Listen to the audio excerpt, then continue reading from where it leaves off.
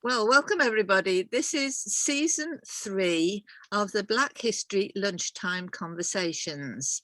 And we've got a lovely crowd of folks here to take part in the conversation today from all over the world. We'll go through that perhaps later, but it's really good to see you all. It's really lovely.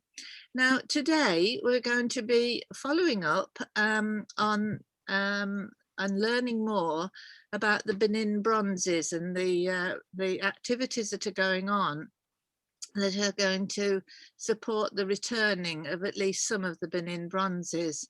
Now, Dr. Richard Anderson from Aberdeen University has been working hard on this, and he's going to lead us into this conversation, but we're following up also another interesting online session which was called Loot. It was the launch of a book called Loot of the Benin Bronzes. So we can put links to that, and they're just about everywhere in my updates and things. So some of you may have been able to see that already. That was really interesting. So over to you, Richard. Thank you very much indeed for taking a lead on this. Liz, thank you for the invitation, and it's very good to see you. I am going to share the screen. It's been a few weeks since I did this, so let me see if I can do this.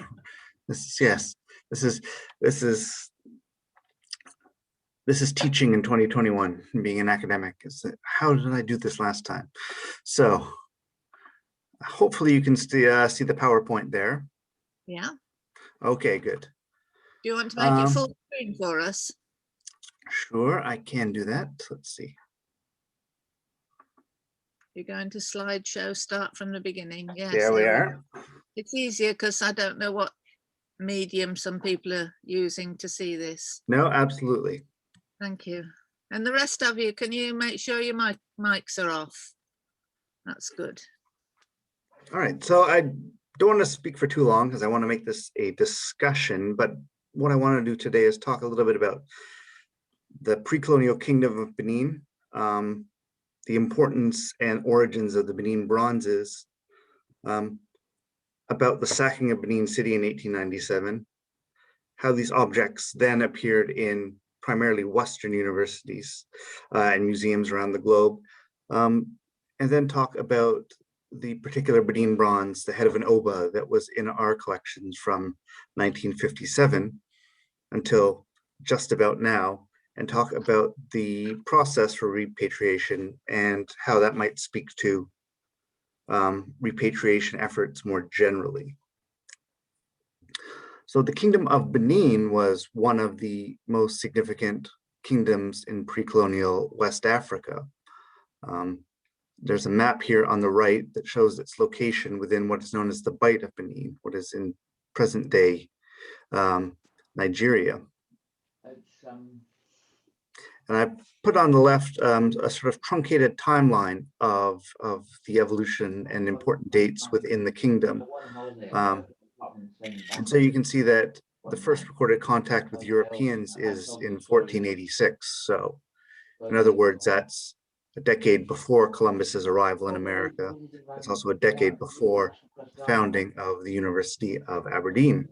You can see certain dates related to the arrival of Portuguese priests and attempts at converting the Kingdom of Benin, something that doesn't go particularly well, especially if you compare that to, say, the Kingdom of Congo in Central Africa. And so if we look at English and British involvement, we see that the first Portuguese fleet arrives in the 1500s, and it culminates with the annexation of Lagos on the coast of the West in 1861. First as a British protectorate and then expanding into a colony, sort of look at this as spheres of influence and violence into what eventually becomes Nigeria, and a British protectorate declared over the Oil River Protectorate in 1884. And in 1892, a treaty of protection signed with the Oba of Benin. Sorry, I'm so sorry to interrupt you, Richard. Yeah. Sibani, dear, can you switch your microphone off, please? Yeah. Thank you, Sibani. Okay, we should be okay now then. Thank you very much. Okay, Richard. Okay, so sorry, that's some truncated history of the Kingdom of Benin, but we can see on the map where its capital city of Benin City is located inland, and was really a significant kingdom that was involved in trade along the coast, but also to the north across the Sahara. So it is, of course, probably most known today for a collection of artworks that are known as the Benin Bronzes. There are oral traditions that suggest that these were produced as early as the 1200s.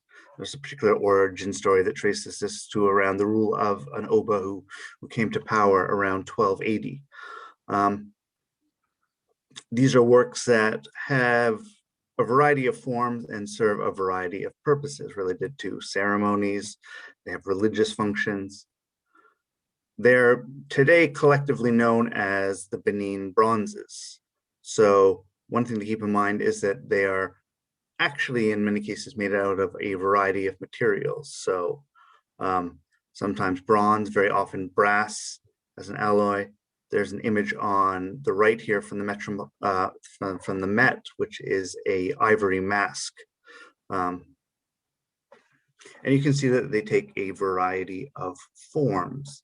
So I've put on the left here the mask of an Oba, which was in our collection. You can see this is a three-dimensional sort of depiction of the leader of the Kingdom of Benin.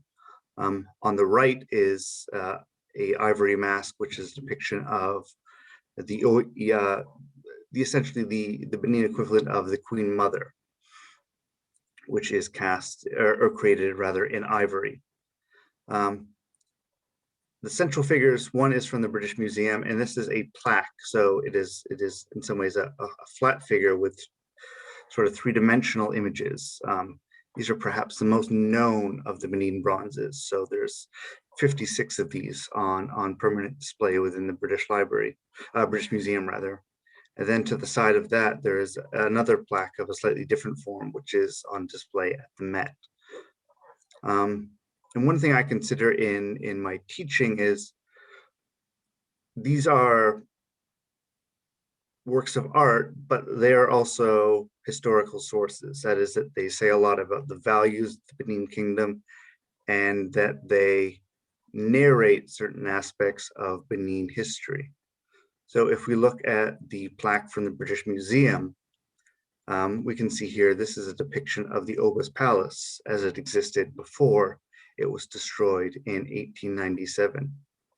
And the two images on the right, both from the Met, are actually both depictions of the Portuguese. So that is to say, the arrival of outsiders into the kingdom over the last 500 years. So it's very subtle in the case of the carved ivory head. The Portuguese are actually little figures that appear sort of almost as braided hair. It's a bit more obvious on the plaque, which shows two Portuguese traders, and they're holding manillas. That was the currency in many parts of the West African coast during the era of the slave trade. So the Kingdom of Benin is known for its artwork, and it is equally known today for the 1897 so-called Punitive Expedition, in which a British force attacked and sacked the capital city of Benin City, and they looted some 2,000 artifacts. So there's an image on the left here. I won't go into the full history of the expedition. It was framed at the time as retaliatory for an attack on a first envoy to Benin City. There's a lot of evidence, historical evidence, that shows this was not the case. This was an expedition and an attack that was long planned.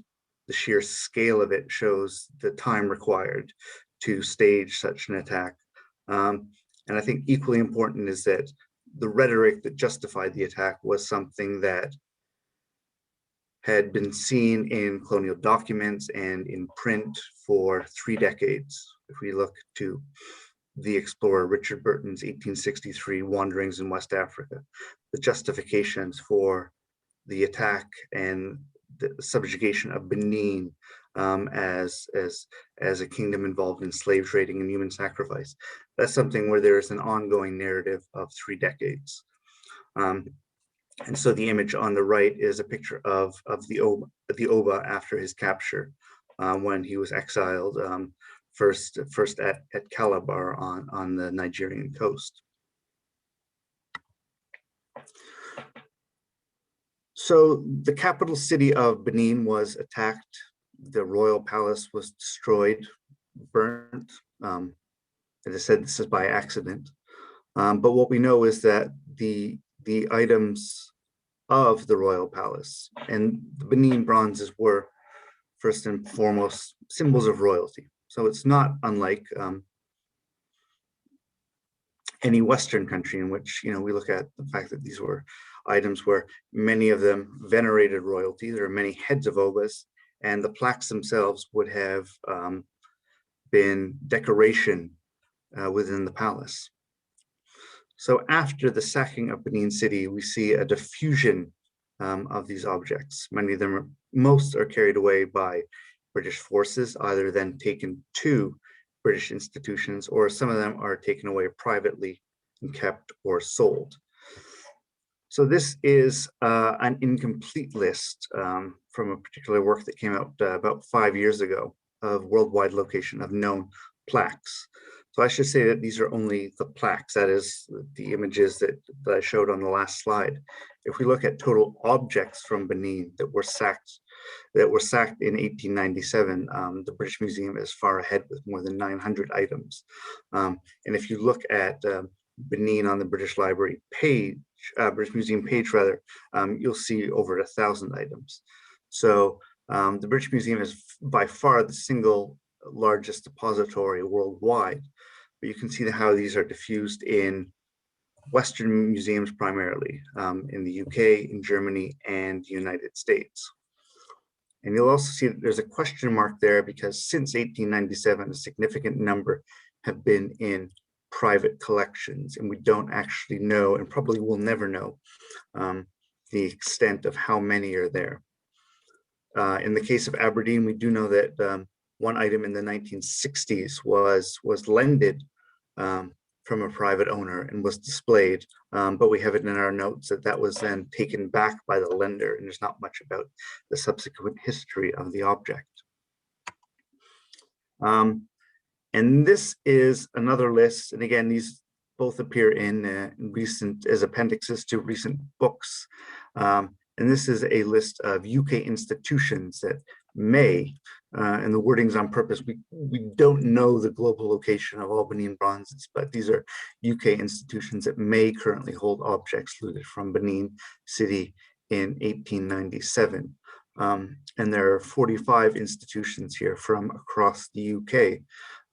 So if you live on this island, the chances are that you're probably not particularly far from a Benin bronze.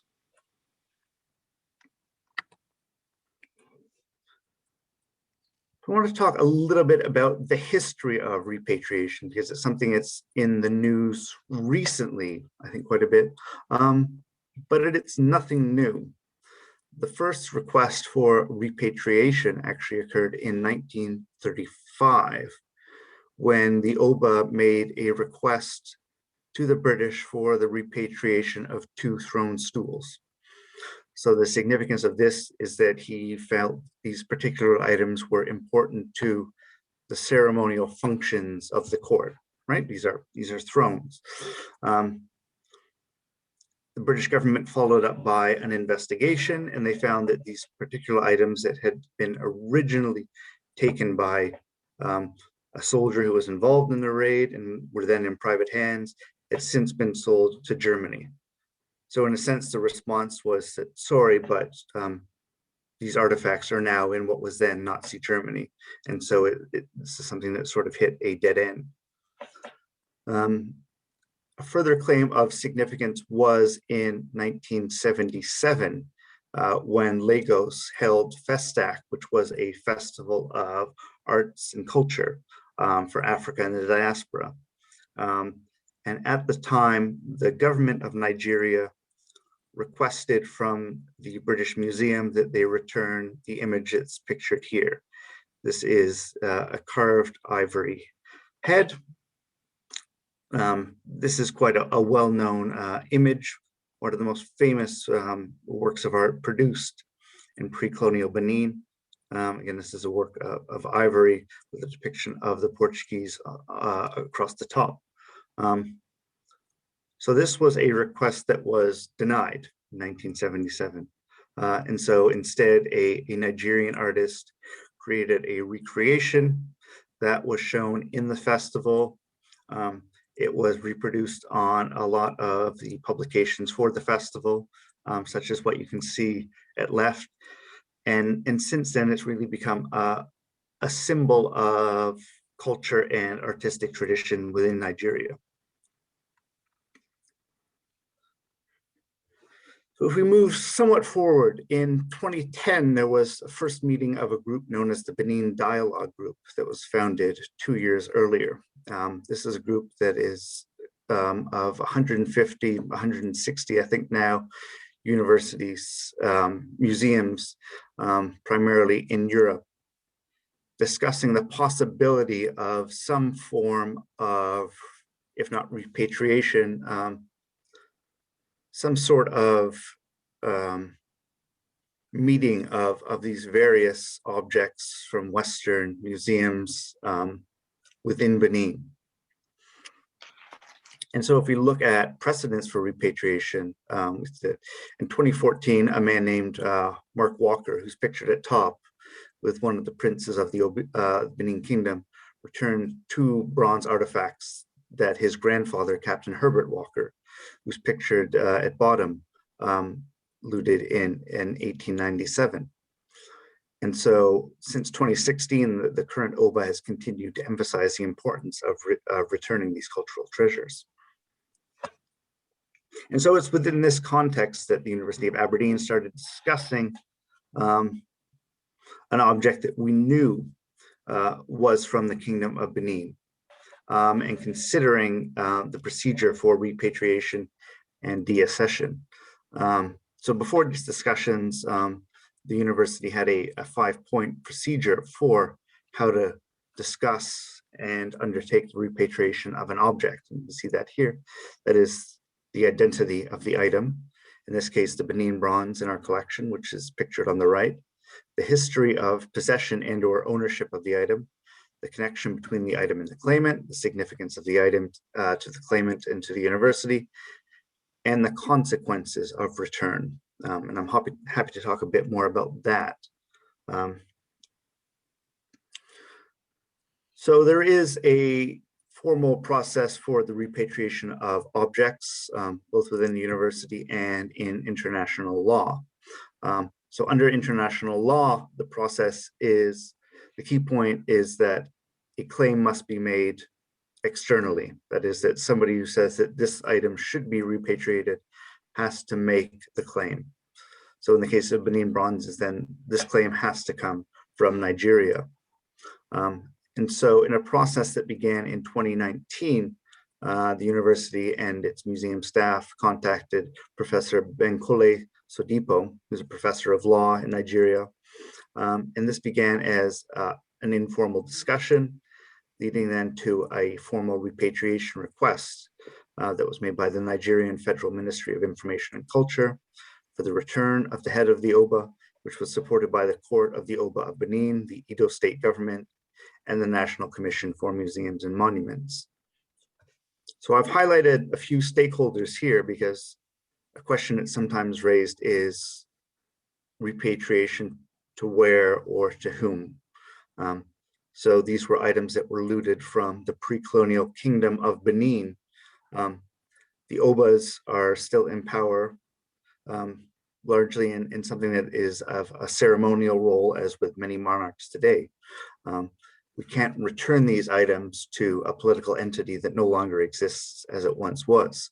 But there is an ongoing organization within Nigeria that connects the hereditary kingdom and OBAs of Benin with the state government of Edo and the federal government and its institutions, such as the commissions for monuments and museums.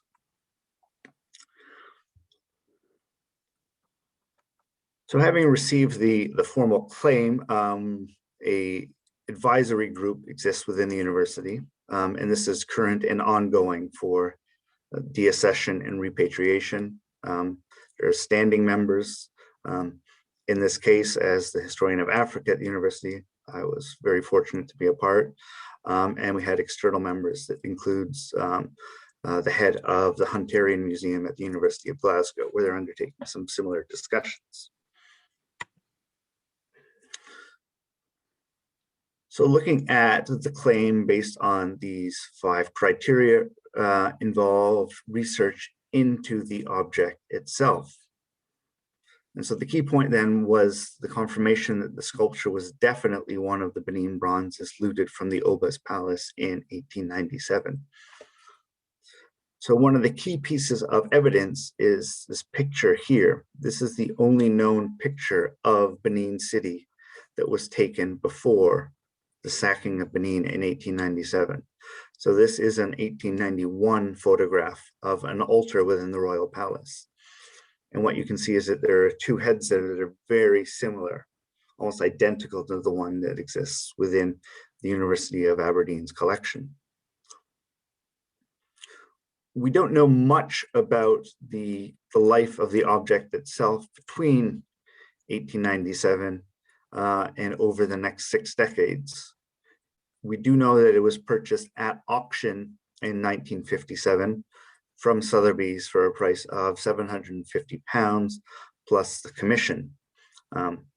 This is quite peculiar in terms of how our museum and any university museum acquires an object. Don't tend to have cash lying around to purchase things, and it doesn't tend to be then that this is things that are purchased at the whim of a particular curator. So it's something of a different era. But we do know that the item was purchased at auction in 1957 and has been in the university's collection since. And we do know that it had been displayed in an exhibition in London on African art in 1927.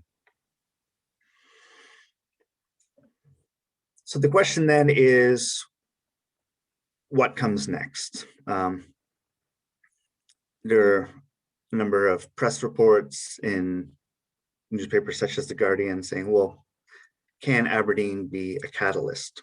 And really, it would be tremendous if this were the first step in a larger repatriation of objects. And as we work through the 5 criteria, what are the consequences for repatriation?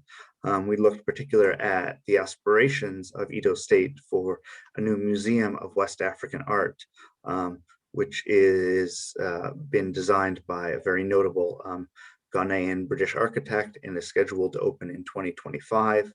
And later this year, Nigeria intends to create a sort of holding facility for objects that may be repatriated and incorporated into this museum. So the question then is, can Aberdeen, as the first university museum that has agreed to return a Benin bronze, be a catalyst for a larger process of repatriation and reunion?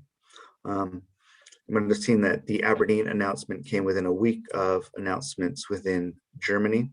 And it's also the case that Jesus College at Cambridge has previously announced their intent to return a bronze image of a cockerel, which had been displayed within the college for several decades. There are, however, barriers to this being a possibility. A lot of this has to do with national laws related to the non-repatriation of objects. So within the UK, if we look at the national level, the policy now is squarely that national institutions such as the British Museum, the Victoria and Albert and Tate will not return objects regardless of their provenance. And the current government has threatened the defunding of national institutions if they were to do so. And that in some ways explains the logic of the approach of the Benin Dialogue Group, who are talking about things like the permanent loaning of objects. This might seem absurd from an outsider's perspective. You were loaning back items that were clearly stolen, but in some ways it's a way to work around particulars of international law. So in some ways we're at an interesting midpoint now, where this is a process that has been several decades in happening. It's one that begins in Nigeria, and it begins with the advocacy of Nigerians. And I think that's something that's often overlooked. And I think in some ways has been given greater spotlight and focus because of the Black Lives Matter movement. But we're at a sort of interesting point where we have an object that has been in our collection for half a century that will be returned to Nigeria. And I know nothing of the specifics of when or the whereabouts of the object or the exact date when it will be returned, but I know that that is imminent. And I really hope that that is the beginning of a larger process related to museums in the UK and worldwide. So I will leave it there. Wow, well, thank you very much indeed. Thank you. Side by side, standard. There we are. Right, well, that was amazing, Richard. Thank you so much. That's really summarised an awful lot, but I'm sure there are going to be questions, so I'm not going to be the first person, although I have a list here. So who wants to ask a question? All right, John? John, yeah. Yes, you put something in the chat, didn't you, John? Thank you. You can write your question in the chat, I don't mind. John.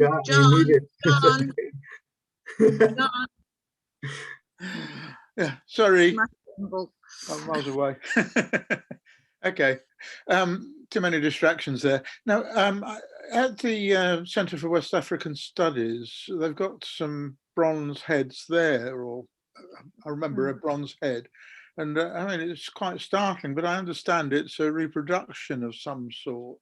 I don't know its provenance, and I wonder how it got where that came from. It seems it has quite an effect. I mean, even being, if it's not the original, to see it, it has some effect. The other thing is we produced a book for our group called Vital Link Education on Benin Bronzes. Gilroy Brown, him, a teacher in Birmingham, Liz. He's an artist, and he made some very good drawings about this. We've been asked to reproduce these books, but it's a bit like the Bronzes themselves. When we closed Vital Link Education, our company, it was taken over. We didn't do anything about the copyright, so all his pictures and the texts have been taken over by the Crown, and we can't reproduce that. So it feels a bit like the loss of the bit trivial, but people found it quite a useful work. But I mean, I found this so fascinating this today, and I really do congratulate the Aberdeen for supporting this, because it seems to me so important. And certainly the work we're doing, it seems to me a good example of the way things can change and be brought around. And I think we learn a lot from it. Thank you, Richard. No, thank you, John.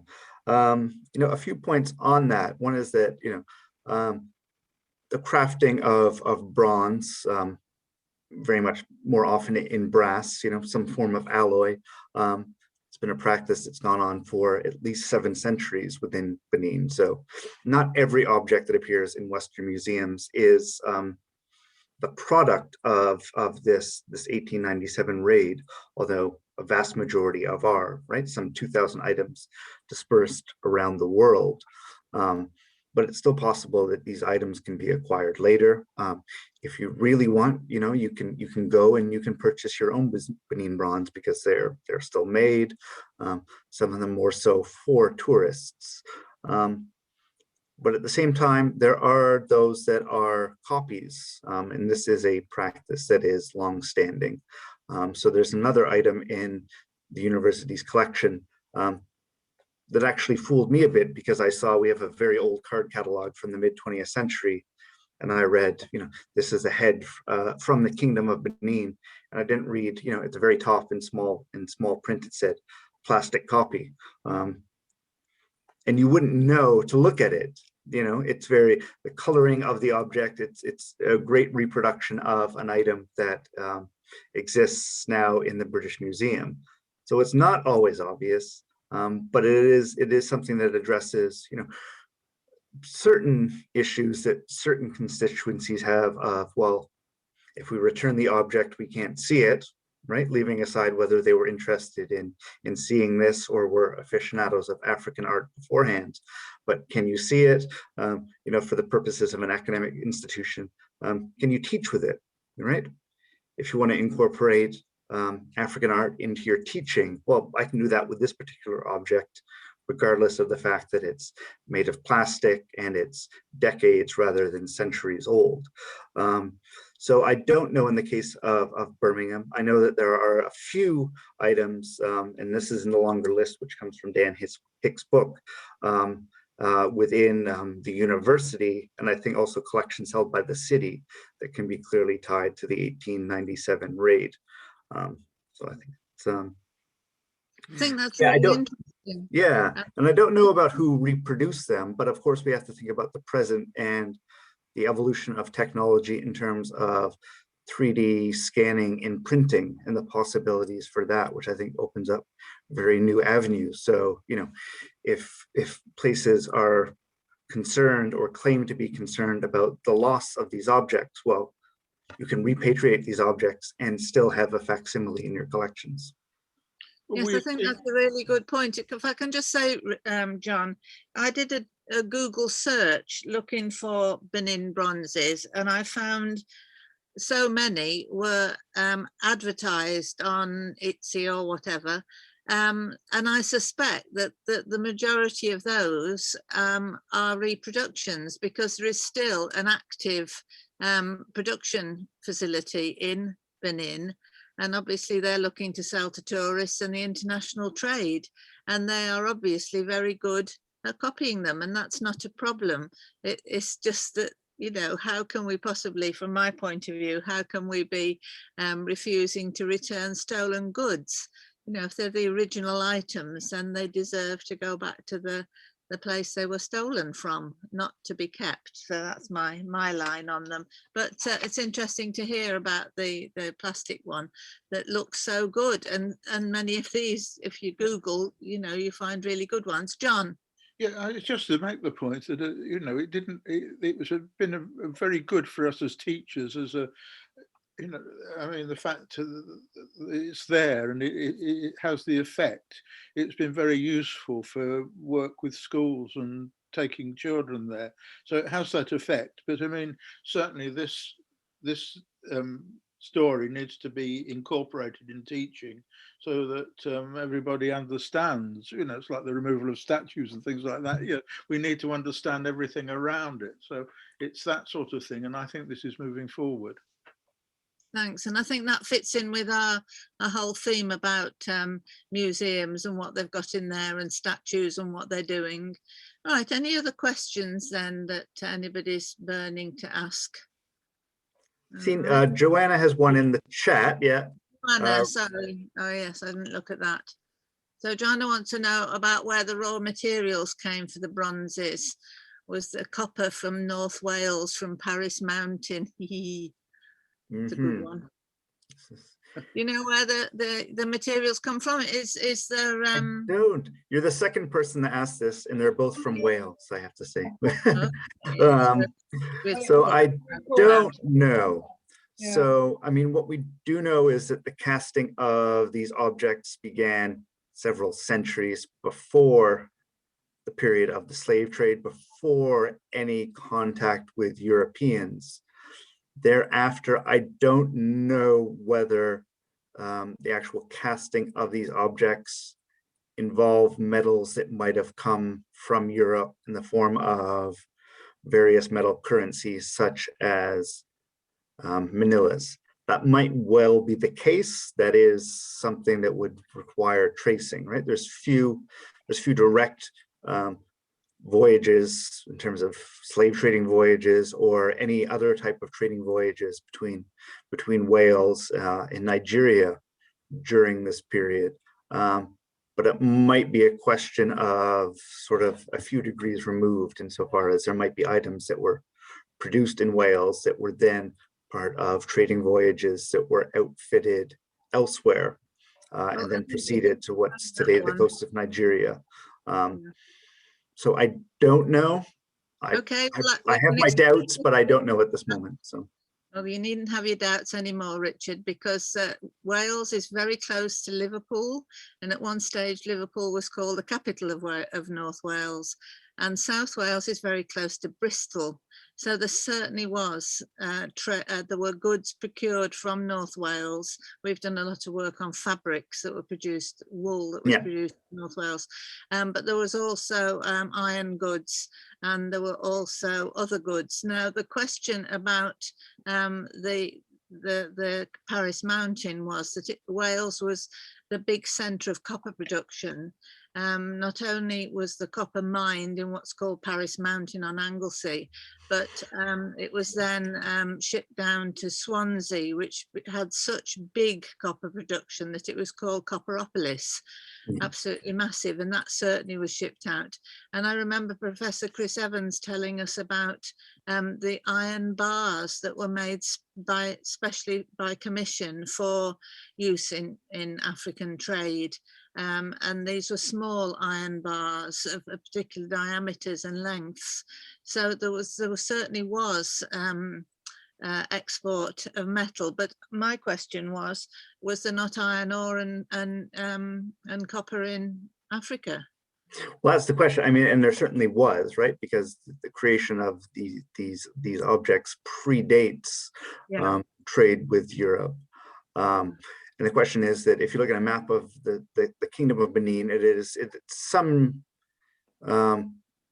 distance inland. So this is not a coastal kingdom. So the question is, well, can something that's being traded at the coast as a currency then proceed inland? Then would it be melted down for... I don't know that. And of course, there can be changes over time. So if we look to the west, to what's now Ghana, which was known as the Gold Coast, it was called that because the initial trade from the 1480s onward with the Portuguese was in gold. Eventually, over time, those gold deposits were entirely exhausted, where if we fast forward a few centuries, gold is actually being imported, primarily that's being mined in the interior of Brazil. So there can be a reversal of these things related to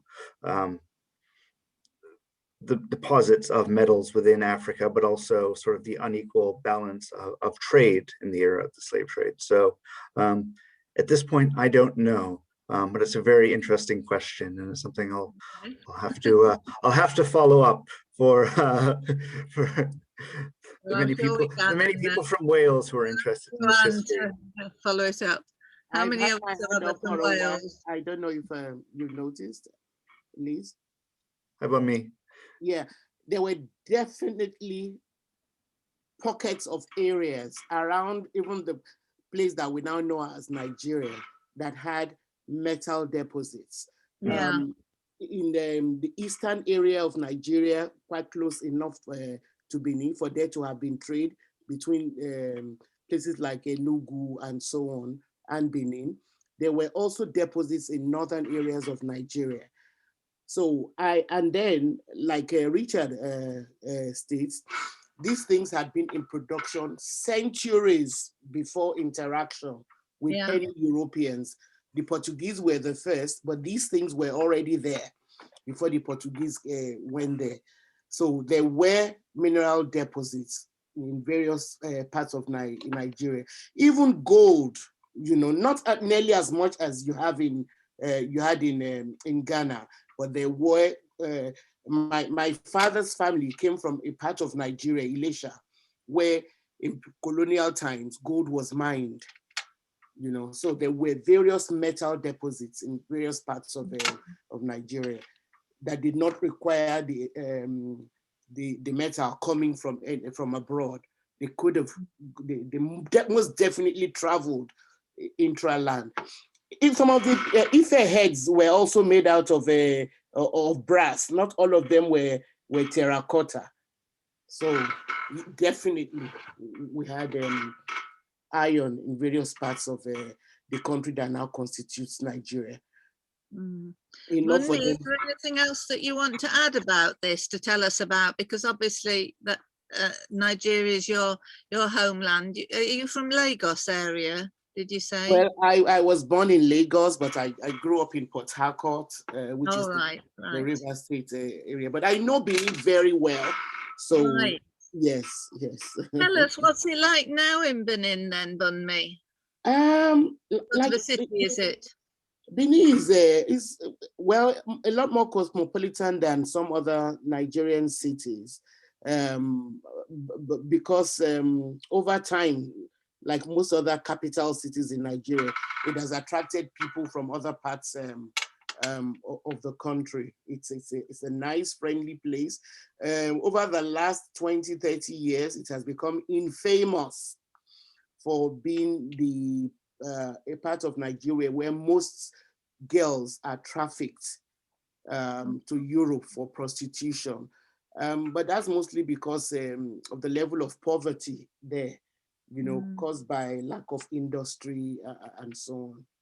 Otherwise, it's a really beautiful, beautiful city with very nice people. Well, we understand Nigeria has its share of problems, as do all countries. Look at what's happening in Northern Ireland at the moment. There's many difficulties. Suddenly something can pop up. Right, Alex, is there anything that you wanted to ask or add? Alex? Yeah. Hi, sorry everyone. Sorry, yeah. All right, no problem. No, it's fascinating. I'm really privileged to to be here and listen to the good presentation. And yeah, I mean, as a theater company, we have been working a lot with the British Museum, and particularly within the Sainsbury African Gallery, where you have objects from the Kingdom of Benin.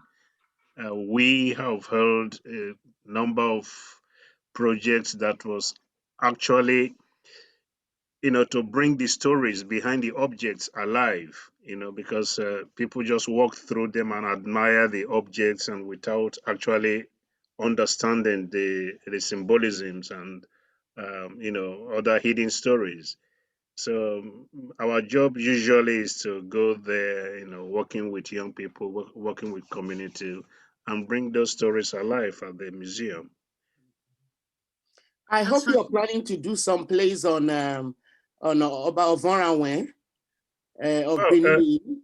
There are a number of really educational plays that can actually teach children about the looting of the palace in 1890. I mean, we as a theater and education, I mean, we work in schools all over the country. So, I mean, we do Benin creation stories and other different stories, coming from Benin, just raising awareness.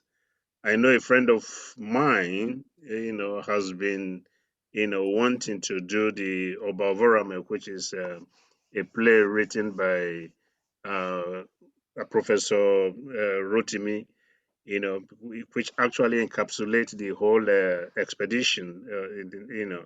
It's an interesting play which I think it should resonate, especially at this period, if it is produced. Yes.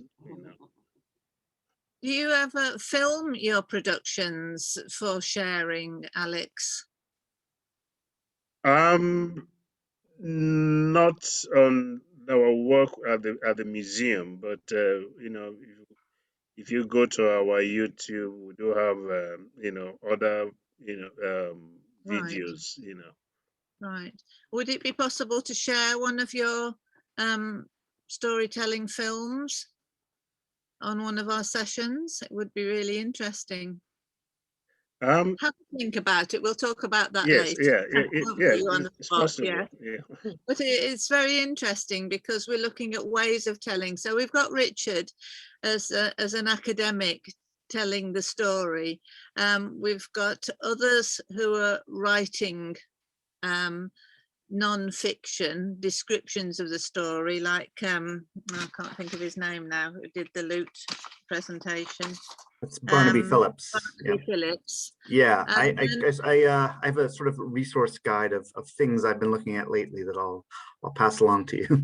Right, No, thank you very thank much. you. Because one of the things that we're doing is producing a conversations newsletter, which comes electronically to you. And the great thing about the electronic link is that you can click on all these different things. And we've promoted Bunmi's Sankova things in the past. I didn't put it in this one, but Bunmi, we need an up-to-date list from you that we can put in, perhaps, or a link. So it's about different ways of telling the stories, and also fiction.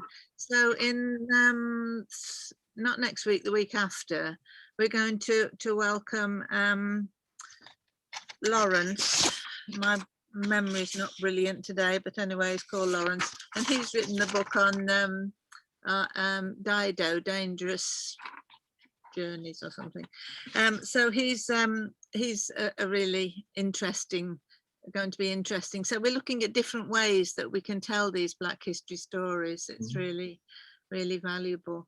So have we got any other questions that we want to follow up on Benin? Could I just, Yes, Liz, could I ask Richard, you'd said something about the barriers to repatriation, Yep. the legal barriers, and the institutions you mentioned were UK national institutions. For all the other places where Benin Bronzes are held, are there any legal barriers, or does it simply come down to the will of the institution to repatriate? I don't know, and Liz asked me this the other day about laws within Germany in particular, who have a large number of objects that were acquired mainly by auction after the fact. In that case, I don't know. In some cases they do, although Germany is an interesting case where, we're talking a lot now about the Benin Bronzes, but that is not the only question of repatriation and stolen objects.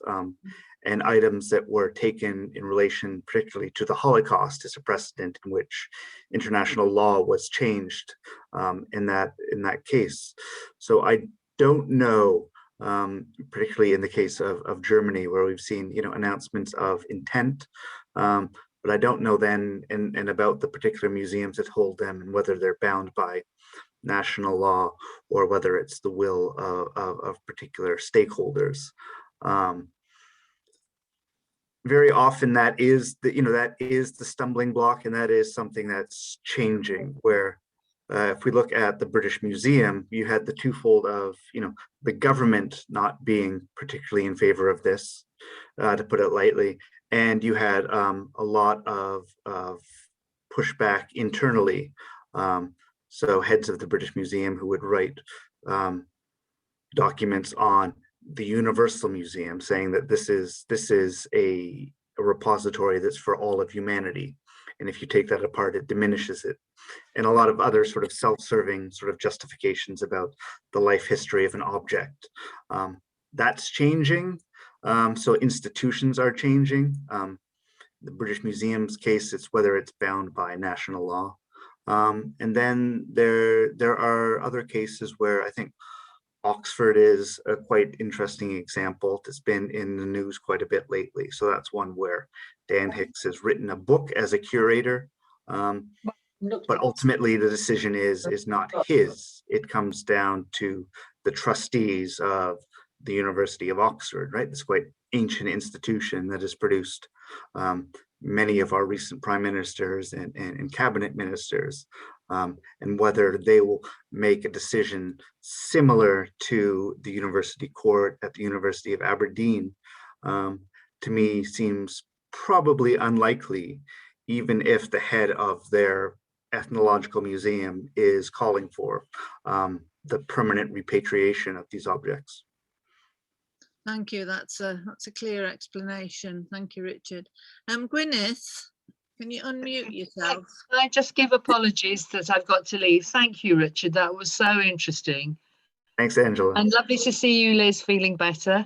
Thank you very And much. good to indeed. see everyone else too, and look forward to seeing you next week. Okay, thanks, Ange. And can I give my apologies as well, Liz? I've got a 1 o'clock as well. Okay, So that's it was fine then. it was a great presentation. Thank you. All right. We'll carry on with the questions. So because we've got Gwyneth who'd like to ask something or make a comment. You Well, there, it's Gwyneth? just on what you were discussing. You've just been discussing, John, in the context of Iraq. There was a lot of looting there. Is there any movement in Iraq, or are you not considering Iraq? We're happy to consider anything that anybody brings up, Gwyneth, but let's ask the question. Does anybody know anything about the looting in Iraq? You know, I don't know in that specific example, and of course that might, I'm not sure in relation to our collections, but I think, you know, most universities and most museums, even though we're focused particularly on Benin now as a very blatant act, are looking sort of more generally at the origins of items that happen to be in their collections through whatever historical processes. And of course, there's that fifth point, the consequences of return. You know, there are many items in the British Museum in particular related to what was Mesopotamia, so items that were originally from what is today Iraq and Iran, you know, and very often the narrative is, well, we can't return because of the instability of these countries in the present. And it's often left entirely to the side, well, why are these countries, you know, unstable in the present? It's very disconnected to historical or present day violence. You know, very often these are places that you have invaded or are invading, and so it's, you know, it's interesting how it's often not part of the equation, but you can sort of strip that away where there are, you know, it is a narrative of, well, you can't return to this country because of the nature of this country. And I think that's a sort of rather nefarious narrative related to the return of the Benin Bronzes. And there's lots of acts of restitution where that is not involved at all. So at the university, we have a tradition of the return of particularly ancestral objects for First Nations people, particularly in Canada. And so it's a question of, well, what, you know, when does this question come up of, you know, return to where, and what is the status of this country in the present? Yes, I can understand that. So thank you very much, Gwyneth. Do you want to comment again on that? Applebacker. No. Sorry, No, carry there on. are so many examples all over the world, aren't there? Yeah. And I think one of the things perhaps we can encourage people to do is to look and to think and to ask, because so many of us have been to museums where we've been the people who've just been walking past the exhibits, as Alex was saying, and thinking, oh yes, but not really understanding the history. And so to ask museums how they came by items, because it's going to be of more and more interest, I think, as we look at statues and other items that are part of this whole big story. So I think that's one thing. But the other thing that really distressed me was when I discovered that museums have such huge holding collections, Yep. not on display. And I know Birmingham Museum, for a start, has got a huge collection of things that are never seen and aren't, according to my sources, aren't necessarily being that well looked after and maintained. And these are very old and precious things, fragile things often. So I think that there's a whole lot of issues around that as well. So we're beginning to come up with several threads, and this is one of the threads, the whole museums thing, and our links and understanding about African history, which we'd like to think that it's great to have Richard interpreting it for us, but it's great to hear African history from Africans. And apologies today from Professor Sati, who was hoping to join us. He's at Jos University, but it is excellent to have Bunmi with us, and she's been able to add to this conversation as well. But we're all waiting now to hear hear your presentation on that, Bunmi, so that's really kind. Okay then, so Alex, you've still got your hand up in the little thing in the corner. You want to ask anything else? No, I've been trying to remove it. I don't know, because I wanted to tell you at the beginning that I might leave because right, yeah, okay. but I'm still here. I'm still here. We understand that, and we're very grateful that you're still here. Now, I think then we'll go on to the second thing we were going to talk about during this session, and that is the history of the making in the UK at the moment, with the government putting out the report, which was headed up by Dr. Tony Sewell, and goodness me, hasn't there been a furor? But I'm in Australia, and many of you are in the UK. Bunmi, I don't know if you've heard about this, but there's all manner of campaigns going at the moment, and signing this and signing that to point out that this report has little validity and little truth by the seam of it. So for somebody who hasn't read the 284 pages of the report, perhaps some of you others would like to comment. So John, you've done something in your blog, haven't you? And Martin, I'm sure you're perky on this, and maybe some of the others as well. But just before you have your say, I have to say though, in Wales, where's Joanna gone? She's had to leave. In Wales, the Welsh government have been, are you proud of this, are you, Gwyneth? In Wales, the Welsh government have been very active and really quite quick in getting both a report out about challenging race and teaching about Black history in schools. Professor Charlotte Williams has led that report, and they've also put out now a consultation, a wider consultation paper, which is fully engaged with people from the different ethnic minority communities that are living in South Wales and across Wales. So really, you know, 5 stars to Wales for that. Don't know what you're up to in Scotland, David and Richard, but I'm sure you'll be quick on the uptake. But in England, the British government, or the English government, should we put, what don't know what to call them at the moment. Come on then, Martin, you have your say. I don't have a lot to say except the interest I have in this topic, in the sense, as you know, I work mainly in communities, and I'm not an academic or a teacher or an analyst or a journalist. So I'm sensitive to the issues. I try and put people in touch with each other, but I'm not necessarily the keynote speaker. I introduced Alex Omar Pius to you, who was present today and joined today, because I work with Alex in Newham. We both live and are active in Newham in East London, although Alex operates nationally as well, or internationally. So I introduced him. I'm trying to involve schools in Newham on the sort of issues your lunchtime conversation have, but on the Sewell report, I just turn in my future grave, and will be for years, because I find it very unpleasant. And I'd had contact with Merker, with the Mercer lady that works in number 10, because previously she was worked for the Greater London Council. So I just have a lot of sympathy and interest in what you're doing, but I don't have necessarily great sound bites or analysis. Thank you. That's okay. And I think, you know, it's going to be time, we're going to have to reflect on all that's happening. Alex, would you like to comment on this then? How did you, have you had time to really take all this on board, Alex? You need to.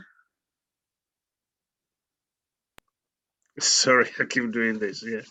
That's all right. Just get used to it. Sorry about that. Yeah. No, I don't have. I'm really observing, listening, really, and who knows? Maybe next time. Okay, no, it's fine. But this is such a big subject that I think it's going to take us quite a while to get our heads around it. But fortunately, a good many people have really got their heads around it. And on the first page of the Black History Lunchtime Conversations, I did a Google trawl, and I've put the link to the actual report. I've put Doreen Lawrence's comment from the BBC News. I've included 10 alternatives to the UK government's racism report that was put out by an organisation called opendemocracy.net.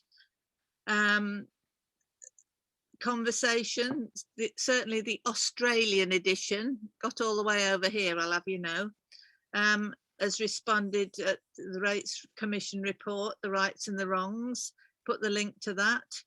Even featured on the ABC News here in Australia. It's very interesting, the level of interest in Black Lives Matter here in Australia because of the concerns raised by the Indigenous communities here. Yes, they featured Black advisor quits UK government in wake of racism report, so you can look that up. There's an easy read version on BBC Newsbeat, but that seems to have been last year, but it's about the same issues, and several other links, including an Al Jazeera link, and the UK needs to face its institutional racism problem, so that takes it further apart. And I've also, John, I hope it was all right to do this, I've put the link to your blog, which I thought was very interesting, and you've obviously been a very industrious writer over the time, and I'm sure there's a lot of things when people get onto your blog site that they'll see.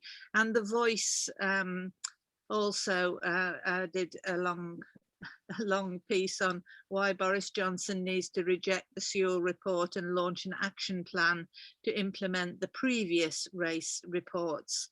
So I think at this moment we'll go over to you, John, and let you talk us through a little bit more about this, because I know you've really looked into it.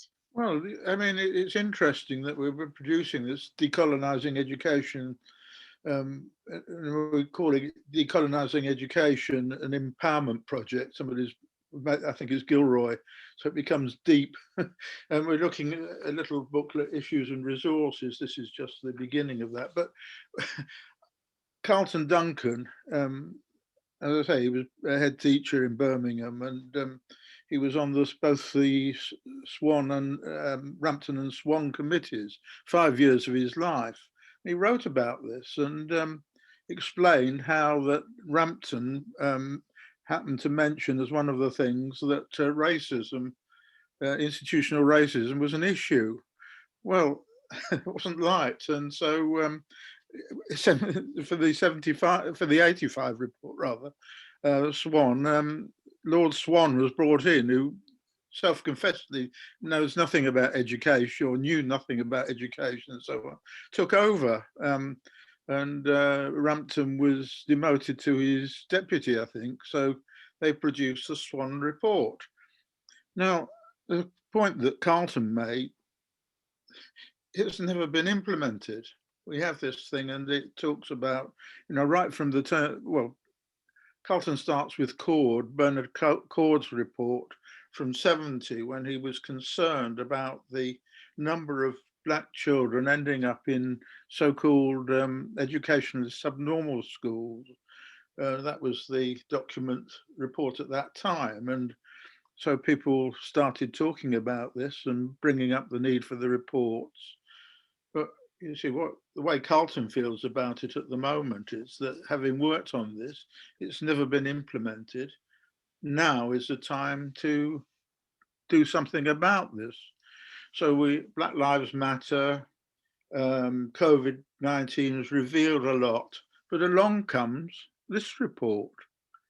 And we're talking about the issues of racism, anti-racism, racism, and various things like that. Another issue that's come out, Carlton's written this document. We've got Lord Swan denying that this is racism, and Keith Joseph, who was the Education Secretary at the time, supported him sending out this minority report, just a short summary, which was denying the issue of racism, rather saying, oh, this is deficiencies of culture, and if not the deficiencies in the individuals, it was relating to that, but denying that the cause could be within society. And so this is all part of the thing. So we've now got this new report, which is just the same thing again. So Carlton's already written this, and we've got the situation where this time someone else has been brought in, and this Tony Sewell in this case, who's been used as, I think Lenin called them useful idiots, to deny that there's such a thing as institutional racism that everybody's been talking about and so on. So you can see it's caused an awful lot of furor.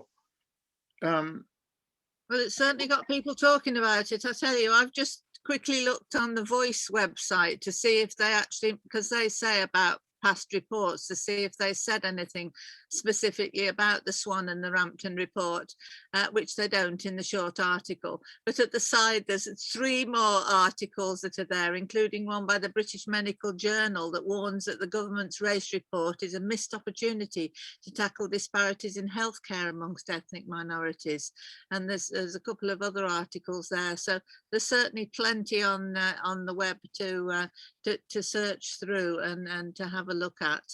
And to get different points of view. But I think the work you're doing, John, is just great with Carlton in Jamaica, and I hope to meet up with you at some stage if I can manage to stay up till 2 in the morning. Well, if I could just finish by saying that, yeah. I mean, it's been a bit of a sidetrack because this was our aim, but this has cropped up, and you know, in some ways it's distracting from what we were trying to do in this respect and making something permanent writing. But now it seems that, and we've done an article for the newspapers as well, and we want to try and get other support from people like the MPs that have stood up in Parliament and talked about this, Dawn Butler. So I've just sent Khalid Mahmood asking him if he can draw this to her attention, and so on and so forth. So we're looking for anything we can do. And of course, the Welsh announcement in Wales that they're planning for something next year, this must be useful in trying to do something to say, look, why isn't the Westminster government interested in this? How interested is it in the Welsh initiative and so on? So, you know, we're looking for allies at the moment, and certainly Liz has shown interest. So I'm grateful for sharing this article, and I'd be glad if people look at it and you know, comment either to us, or you can comment actually on the page itself. Thanks. Okay, well, thank you very much indeed. And I think it is interesting that we've got representatives here from 4 countries, living in 4 countries at the moment, 5 countries at the moment, which is very interesting. But in the UK, we've got England, Scotland and Wales. So in Scotland, it'll be interesting to see what happens. So I'm going to talk to Professor Jeff Palmer, who is the guy in Scotland, I think, to talk on this issue. I need to tell you something amusing, because I spend quite a lot of time, certainly during the lockdown, spent so much time watching interesting Australian television, which contains an awful lot of English programs. and and even this week popped up an advert for 1,000 years of Scottish history, which they're going to show. I think it starts on Sunday. And Jeff Palmer is one of the characters who's explaining, one of the people who's explaining different aspects of this. And the Australian television, SBS, have taken out a clip. And Professor Palmer looks straight at the camera and says, "Was Scotland's wealth created by slavery?" Yes, that's the answer. And he keeps popping up on my TV screen, every other adverts. So there's certainly going to be knowledge about that bit of history. Anyway, Professor Palmer will be able to tell us perhaps what's going on in the wider thing. Richard, do you want a word on that? What's going on? Or David, what's going on in Scotland about this? I've just been having a look at, I mean, because we're in the middle of an election just now. Yes, I understand that. And I had wondered what difference Black Lives Matter would have made to the election campaigns and the manifestos. And I think the answer is not very much. Oh, that's interesting. Which I don't, I mean, and I haven't managed to look at all of the party manifestos, but I think what it amounts to is from some parties a commitment to make progress on establishing a museum of slavery in Scotland, and the review of statues and street names perhaps. Yeah. But nothing. Yeah. I'm not really seeing anything else that suggests any fundamental rethinking of what Christine, we're doing, which is disappointing. Yeah, Christine, any comments for you? I'm not sure if you're still. Yes, no, I mean, I sort of agree with David. Basically, it's it'll be interesting to hear from Jeff about how things have been progressing with the different reviews in Edinburgh. It's quite a different situation from here in Glasgow as well, because the politics are different. Yes, I know. Graham Campbell was busy campaigning on various fronts. I don't know how that came about. Right, I think Gwyneth's just gone. Yes, the elections actually do make a difference, because one of the reasons that I've been told is that the Welsh government have pushed forward so quickly, really very quickly, their reports and consultations and recommendations, is because of the election, that they wanted to get it through while they've got the current group of people who care very passionately about this. So Jane Hutt being one of them. So yeah, that's one of the reasons. So we'll see how that happens. Right, okay then. So Bunmi, is there anything else that you want to add? How are things going in Canada? Bunmi? Yes, I actually feel the same way as David thinks. I don't think the Black Lives Matter movement has had any real profound impact on the political parties. I'm certainly, well, the Green Party recently had elections, and a woman of color, a Black woman, emerged the Green Party leader. But that's really an outlying party, and but there's really not much else happening. And some of us are really worried that ever since the middle of last year, when there was so much attention on it, it's kind of petered out, almost to nothing right now, and that we need to find ways to keep the momentum going on. I also wanted to ask the book on decolonizing race, the pamphlet that John showed us. I'd love to be able to access that. If you can let me know where to download that, I'd love to read that. John. Yeah, that's on the blog anyway. On your blog? Yes, that is on the blog. Actually, there's one that requires permission, but I'll have to deal with that. Yes, it is down there. Okay, thank you. Right, I'm just putting the blog contact details, John, up on the chat when I get my app together here. Yeah. Right, so I'll put that in the chat, everyone.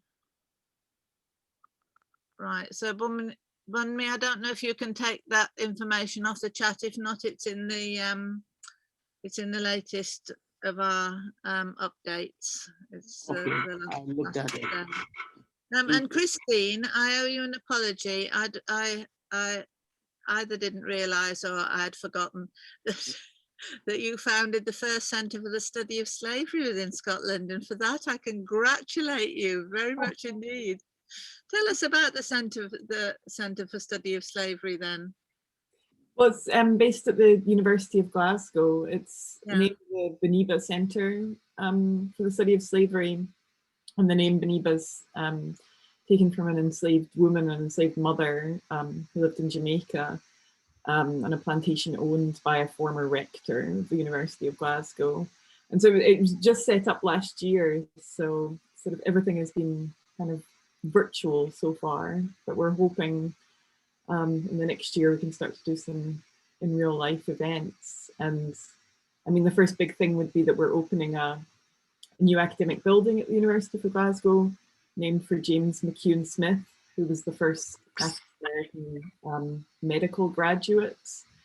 And so you got a medical degree from the University of Glasgow in the 19th century. But yeah, thank you. It's it's been really exciting development. And wonderful. So as you're doing so many things virtually, would you like to tell us more about the Centre for Slavery? I think it would be Centre for Study of Slavery. It would be really interesting, and to tell us some of the stories that you're particularly looking at. So we're organising the programme for this season. So we've got a few things already planned, but I'd love you to email me and we can fix a date. Thank you so much. Okay, well, thank you. I think I've read through all the messages. Gwyneth has left us now. And Bunmi, if you were able to let us know, whoops-a-daisy, there's John Tyrrell's contact details. I've put that on. Bunmi, you put a lot of details earlier about your link. The Sankofa Pan-African series on YouTube.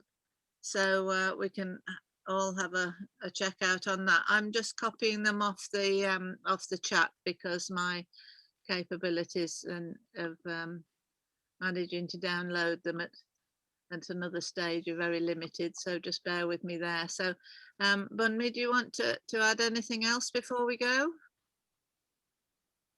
No, just to say thank you for for another really interesting session, and I hope to be able to join more of these sessions. I'm always learning new and fascinating things. I'm really glad to be here. Thank you. Thank you. Well, it's wonderful to have you here, and it's wonderful because we're all learning together. I think that's what's really interesting about this, and exploring different ways to learn more about Black history. I have to say, here in Australia, the Black Lives Matter is extremely important, and it's extremely high profile, and there's never a day goes by then there's not something on the main news about it. And we have a whole television program channel, NITV, which constantly has coverage, and there are some really interesting discussion programs about the issues. Australia is massive. It takes on board the whole of Europe, so there are many different issues facing the Indigenous people of Australia and Torres Strait Islands. But one of the things that's a major issue at the moment here is the deaths in custody. And there's been reports, I think 30 years ago, there was a report, Royal Commission, and still there hasn't really been any true improvement. So that's a very interesting thing for me to share. And if I find things that I will share those with you. Okay, so if there isn't anything else, we'll finish here. But thank you so much. Alex, I hope you're going to join us again. We've been going now for 2 seasons, 24 of these chats, and all the chats are put on and presentations are put on the main website. But finally, I have to really thank Richard very much indeed for explaining that so clearly. It's just such a fascinating story. Thank you so much, Richard. Really appreciate it. And thank you all for being here. Caroline, thank you for being here. David, thank you for being here. Now Simon's been here as well. And thank you to all the rest of you. So that's really brilliant. Thanks. John and Christine and Sibani. Sorry. All the best. Do you add me now to your mailing list, or how do I get to know about this? What will happen is that because you registered first, then your name will be on that registration. So rather than read it out, you can read it out, tell me now, and I'll write it down and put you on straight away. That might be easiest. I can put it on the chat, is it? Put it on the chat. Thank you very much indeed, because I won't switch this off right away. I think Simon's still away. He had some issue that he had to deal with. I'm actually been back about 10 minutes, Liz. You've actually been back. You could have told me. We could have I just put it in the chat. Right. So put that in the chat, please. That's lovely. And Simon, it'd be lovely if you stop recording.